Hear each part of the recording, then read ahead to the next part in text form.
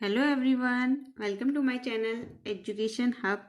इस वीडियो में मैं आपको जीव विज्ञान यानी कि बायोलॉजी का चैप्टर 1 जिसका नेम है जीवों में जनन, जिसे हम इंग्लिश में बोलते हैं रिप्रोडक्शन इन ऑर्गेनिज्म, को एक पूरे वन शॉट यानी कि एक वीडियो में एक्सप्लेन करने का ट्राई करूंगी। पूरा प्रयास करूंगी कि इस चैप्टर में जो जो टर्म्स आए हैं आपके सारे क्लियर हो जाएं। ठीक है, तो चलिए स्टार्ट करते हैं। चैप्टर का नेम क्या है? जीवों में जनन। अब जनन, यहाँ पे एक टर्म आया है जनन। जनन को हम क्या बोलते हैं? जनन का मतलब होता है रिप्रोडक्शन। अब जनन होता क्या है? जीवों द्वारा अपने जैसी संतान निर्माण करना क्या कहलाता है? जनन कहलाता है। जनन क्या होता है? जीवों द्वारा अपने जैसी संतान का निर्माण करना क्या कहलाता है? जनन कहलाता है। अब जैसे कि एग्जाम्पल के लिए समझ लीजिए कि हाथी है। हाथी हाथी क्या करेगा? अपने ही जैसी क्या करेगा? एक संतान निर्माण करेगा। वैसे ही कौवा है, वो भी क्या करेगा? अपने ही जैसी एक संतान का निर्माण करेगा। तोता है, वो भी क्या करेगा? एक अपने जैसी संतान का निर्माण करेगा। दुनिया में कोई भी जीव है जो भी अपने जैसी संतान का निर्माण करेगा वो क्या कहलाएगा? दुनिया में किसी भी जीव द्वारा अपने जैसी संतान का निर्माण करना क्या कहलाता है? जनन कहलाता है। ठीक है, इतना क्लियर हुआ। अब नेक्स्ट टर्म आता है जनक। जनक क्या होता है? जो जीव संतान का निर्माण करता है क्या कहलाता है? जनक कहलाता है। जनक कौन होता है? जो जीव संतान का निर्माण करता है। मान लीजिए आम है, आम का पौधा क्या कर रहा है? एक नया जीव बना रहा है। तो जो पौधा नया जीव बना रहा है उसे क्या कहेंगे हम? जनक। और जो नया जीव बन रहा है उसे हम क्या कहते हैं? संतति। उसे हम क्या कहते हैं? संतति। ठीक है, जो जीव संतान का निर्माण करता है उसे हम क्या कहते हैं? जनक। और जो नया जीव बनता है उसे हम क्या कहते हैं? संतति। ठीक है, इसे एक एग्जाम्पल से समझते हैं। देखिए, ये एक अमीबा है। अमीबा ने क्या करा? जनन द्वारा दो नए संतति का निर्माण किया। तो जो ये अमीबा है जिसने संतति का निर्माण किया उसे हम क्या कहेंगे? जनक। और जो ये नए दो जीव बने उसे हम क्या कहेंगे? संतति। वैसे ही ह्यूमन बीइंग में है। ह्यूमन बीइंग में क्या होता है कि हमें दो जनक चाहिए होते हैं नई संतति के निर्माण के लिए। तो मान लो एक ये मेल है और ये फीमेल है, ये नर और मादा है। ये दोनों क्या कहलाएंगे? जनक कहलाएंगे। और इनसे जो नया जीव बनेगा वो क्या कहलाएगा? संतति। जनक को इंग्लिश में बोलते हैं पेरेंट। अगर एक है तो पेरेंट, अगर दो हैं तो पेरेंट्स। और जो संतति है उसे हम इंग्लिश में बोलते हैं ऑफस्प्रिंग। ठीक है बच्चों। अब बच्चों, जब हम दुनिया में आए हैं तो हमें दुनिया से जरूर जाना भी पड़ेगा। तो ठीक है, इसके लिए एक टर्म यूज होता है लाइफ स्पैन, यानी कि जीवन काल। अब जीवन काल होता क्या है बच्चों? जीवन काल क्या होता है? कोई भी जीव, कोई मनुष्य हो, कोई जीव जंतु हो, कोई पेड़ पौधा हो, उसके जन्म से और उसकी प्राकृतिक मृत्यु तक। ठीक है, प्राकृतिक मृत्यु का मतलब समझ रहे हो कि जब हमारी मृत्यु स्वयं आती है, मतलब प्राकृतिक रूप से आती है। जन्म से प्राकृतिक मृत्यु तक के समय जो होता है वो क्या कहलाता है? जीवन काल, यानी कि लाइफ स्पैन। ठीक है, इसे हम एक एग्जाम्पल से समझते हैं। मान लीजिए कोई जीव है या कोई मनुष्य है, उसका जन्म कब हुआ? 2000 में, और उसकी मृत्यु कब हुई? 2080 में। तो जो इसके बीच का टाइमिंग है उसे हम क्या बोलेंगे? Life span. उसे हम क्या बोलेंगे? Life span. ठीक है, इसे हम क्या बोलेंगे? Life span. ठीक है, अब जीवन काल के कुछ एग्जाम्पल ले लेते हैं। हाथी का जीवन काल कितना होता है? 75 वर्ष। ठीक है, गुलाब का जीवन काल कितना होता है? 10 वर्ष।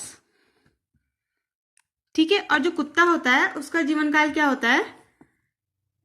15 से 16 वर्ष।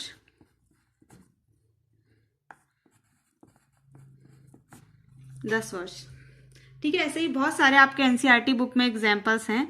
बहुत सारे चीज़ों का उन्होंने जीवन काल पूछा है। आप लोग उसको पढ़ लेना कि किसके का जीवन काल कितना होता है। अगर आपको कोई डाउट्स होगा तो मुझे इससे जरूर कमेंट सेक्शन में पूछ लेना। अगर आपको नहीं पता चलेगा कि किसका जीवन काल कितना होता है तो आप मुझसे जरूर पूछ लीजिएगा बच्चों। ठीक है, अब नेक्स्ट हमारा टॉपिक है जनन के प्रकार।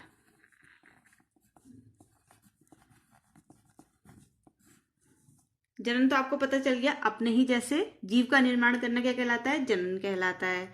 ठीक है, अब जनन के प्रकार, जनन कितने प्रकार का होता है? जनन मेनली कितने प्रकार का होता है? 2 प्रकार का। एक होता है अलैंगिक जनन, दूसरा होता है लैंगिक जनन, जिसे हम इंग्लिश में अलैंगिक जनन को क्या बोलते हैं? एसेक्सुअल रिप्रोडक्शन, और लैंगिक जनन को हम क्या बोलते हैं? Sexual reproduction. ठीक है, अब इसके कुछ डिफरेंस हम लोग देखते हैं कि इनमें क्या डिफरेंस होता है लैंगिक जनन और अलैंगिक जनन में। जो डिफरेंस होते हैं बेसिकली वो उसकी डेफिनेशन के रूप में भी आ जाते हैं। तो चलिए स्टार्ट करते हैं इसके क्या क्या डिफरेंस है। नंबर 1 है युग्मक का निर्माण नहीं होता। ठीक है, जो अलैंगिक जनन है उसमें क्या होता है? युग्मकों का निर्माण नहीं होता, और लैंगिक जनन में क्या होता है? युग्मकों का निर्माण होता है। ठीक है, युग्मक को हम इंग्लिश में बोलते हैं गैमीट। नेक्स्ट है अलैंगिक जनन में एक जनक सहायता करता है। ठीक है, अलैंगिक जनन में क्या होता है? हमेशा एक जनक सहायता करता है, और लैंगिक जनन में क्या होता है? जो 2 जनक सहायता करते हैं। जैसे एग्जाम्पल के लिए ले लो अमीबा। अमीबा है, ठीक है, इसने क्या करा? अपनी 2 संतानें बनाई, तो इसमें कितने जनक है? एक जनक है। ठीक है, तो कितना अलैंगिक जनन में क्या होता है? एक जनक सहायता करता है। ठीक है, लैंगिक जनन का एग्जाम्पल ले लेते हैं, जैसे कि ह्यूमन बीइंग, मनुष्यों में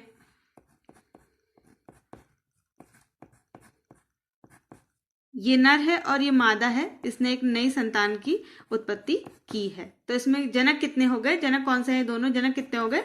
2, और इसमें कितना है? 1। ठीक है, इतना क्लियर हुआ। नेक्स्ट है विभिन्नताएं उत्पन्न नहीं होती। अलैंगिक जनन में क्या होता है? विभिन्नताएं उत्पन्न नहीं होती, और लैंगिक जनन में क्या होता है? विभिन्नताएं उत्पन्न होती है। अब ये विभिन्नताएं क्या होती हैं और ये कैसे उत्पन्न होती है, इसको थोड़ा समझ लेते हैं। विभिन्नताओं को हम इंग्लिश में बोलते हैं वेरिएशन। ठीक है, अब विभिन्नताएं अलैंगिक जनन में नहीं होती बोला है, और लैंगिक जनन में होती हैं, और ये कैसे आती हैं? अब मान लीजिए बच्चों कि कोई भी हम लोग हैं, ह्यूमन बीइंग है, क्योंकि लैंगिक जनन किसमें होता है? ह्यूमन बीइंग में होता है। तो इसमें विभिन्नताएं कैसे आती हैं? मान लीजिए कोई पेरेंट्स हैं, उनके पेरेंट्स के क्या है? बाल क्या है? घुंघरालू हैं, दोनों पेरेंट्स के, मम्मी और पापा के, लेकिन बच्चे के बाल घुंघरालू नहीं हैं। तो क्या है? विभिन्नताएं आई है, यानी कि जो बच्चा है वो टोटली अपने पेरेंट्स की तरह नहीं हुआ है, उसमें विभिन्नताएं आई हैं। ठीक है, तो इसमें विभिन्नताएं उत्पन्न होती है लैंगिक जनन में। बट अलैंगिक जनन में क्या होता है? जैसे मैंने आपको एग्जाम्पल बताया अमीबा का, अमीबा है और उसके जो बच्चे हैं सेम टू सेम अमीबा की तरह हुए हैं, उसमें कोई डिफरेंस नहीं है, ना उनके कोई कलर में डिफरेंस है, ना उनके कोई जीन में डिफरेंस है, ना उनके कोई कैरेक्टर में डिफरेंस है, कोई डिफरेंस नहीं होता है। तो इसका मतलब क्या होता है? विभिन्नताएं उत्पन्न नहीं होती, और लैंगिक जनन में क्या होता है? विभिन्नताएं उत्पन्न होती हैं। नेक्स्ट है क्लोन प्रेजेंट होते हैं। अलैंगिक जनन में क्लोन बनते हैं, और लैंगिक जनन में क्लोन नहीं बनते। ठीक है, अब क्लोन को समझते हैं कि क्लोन आखिर होता क्या है। क्लोन क्या होता है?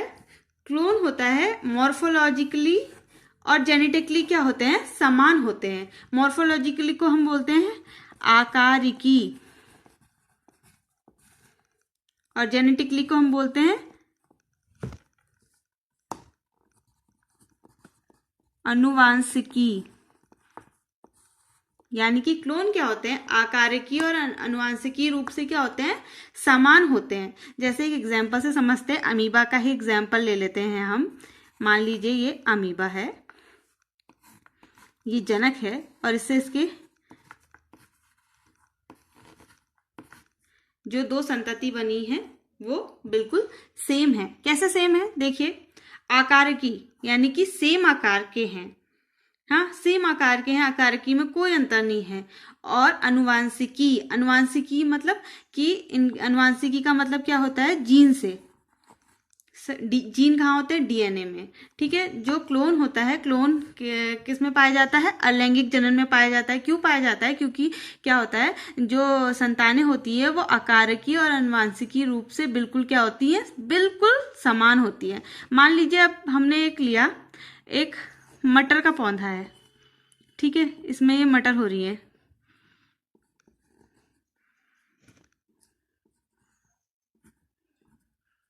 ऐसी मैं बना लेती हूँ। ये मटर हो रही है और ये हमारे पड़ोसी हैं, उन्होंने भी बो दिया एक मटर का पौधा, उनकी भी ऐसी मटर होने लग गई।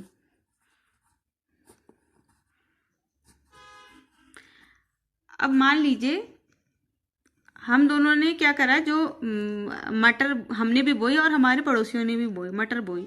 उसके बाद क्या हुआ, जब मटर आ गई, क्या कहते हैं, फल आ गया मटर में, तो क्या हुआ, मटर तोड़ ली गई और किसी तरह से क्या हुआ, दोनों मिक्स हो गई, हमारी भी और उनकी भी। अब क्या हम इसमें डिफरेंस निकाल सकते हैं कि ये हमारी हैं या ये हमारी पड़ोसियों की हैं? नहीं निकाल सकते ना। तो क्या होता है, जो मटर्स होती हैं वो क्या होती हैं, आकारिकी और अनुवांशिकी रूप से समान होती हैं। तो इसे ही हम क्या बोलते हैं, क्लोन। क्लोन क्या होता है, क्लोन की परिभाषा लिख लीजिए बच्चों। जो आकारिकी और अनुवांशिकी रूप से समान होते हैं उसे हम क्या कहते हैं, क्लोन कहते हैं। और क्लोन किसमें पाया जाता है, हमेशा क्लोन कहाँ पाए जाते हैं, अलैंगिक जनन में। लैंगिक जनन में क्लोन नहीं पाए जाते, क्योंकि लैंगिक जनन में जो भी संतानें उत्पन्न होती हैं वो क्या होती हैं, आकारिकी और जेनेटिकली यानी कि अनुवांशिकी रूप से समान नहीं होती हैं। अब आप बोलेंगे कि क्या कहते हैं, ह्यूमन बीइंग में भी जीन्स होते हैं और डीएनए टेस्ट होता है तो जीन मैच होते हैं, तो कैसे सेम नहीं होते हैं? तो ऐसा होता है ना बच्चों कि जो ह्यूमन बीइंग है, ह्यूमन बीइंग में भी जो डीएनए होता है, डीएनए में जो जीन होते हैं वो टोटली सेम नहीं होते। कुछ कुछ जीन मैच करते हैं लेकिन टोटली सेम नहीं होते। अगर टोटली सेम होंगे तो हम जैसे मेरा फिंगरप्रिंट है या मेरे मम्मी पापा का फिंगरप्रिंट है, वो सब सेम हो जाएगा अगर हम अनुवांशिकी रूप से बिल्कुल सेम होंगे। अनुवांशिकी रूप से बिल्कुल सेम नहीं होते हैं। हाँ, कुछ कुछ जीन मैच करते हैं लेकिन टोटली जीन मैच नहीं करते। और ये टोटली किस में मैच करते हैं, आकारिकी और अनुवांशिकी रूप से टोटली किस में मैच करते हैं, क्लोन में। और क्लोन का किस में मिलते हैं, अलैंगिक जनन में। तो आप इस तरह से कह सकते हैं कि मटर में भी क्या होता है, अलैंगिक जनन होता है।